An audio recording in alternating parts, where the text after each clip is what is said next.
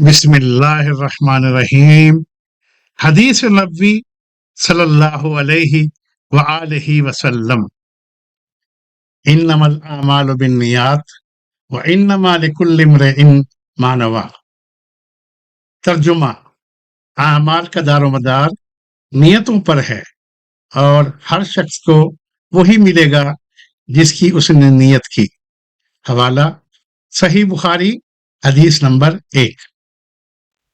اس حدیث مبارک کا سب سے بڑا پیغام یہ ہے کہ اللہ تعالیٰ صرف ہمارے اعمال کو نہیں بلکہ ہماری نیت کو بھی دیکھتا ہے۔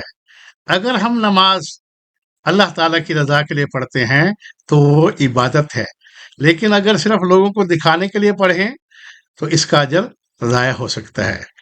اسی طرح اگر ہم صدقہ، علم حاصل کرنا، ملازمت کرنا یا والدین کی خدمت کرنا اللہ تعالیٰ کی رضا کے لیے کریں تو یہی کام عبادت بن جاتے ہیں۔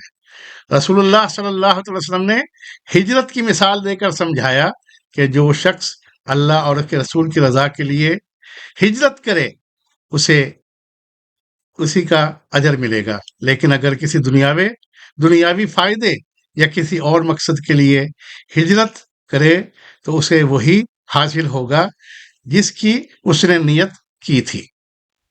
اس حدیث مبارک سے ہمیں 3 اہم سبق ملتے ہیں۔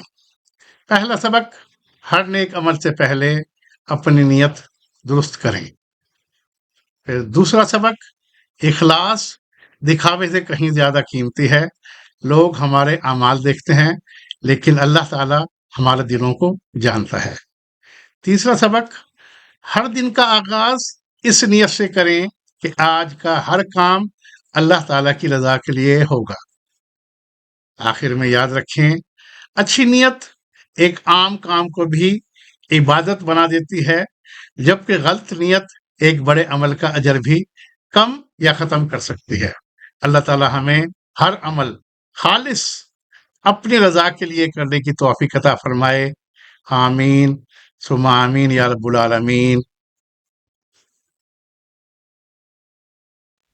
یا اللہ عز و جل ہر اس شخص پر اپنی بے شمار رحمتیں اور برکتیں نازل فرما جو حدیث مبارک کو سنتا ہے، اس پر عمل کرتا ہے اور اسے صدقہ جاریہ کی نیت سے دوسروں تک پہنچاتا ہے۔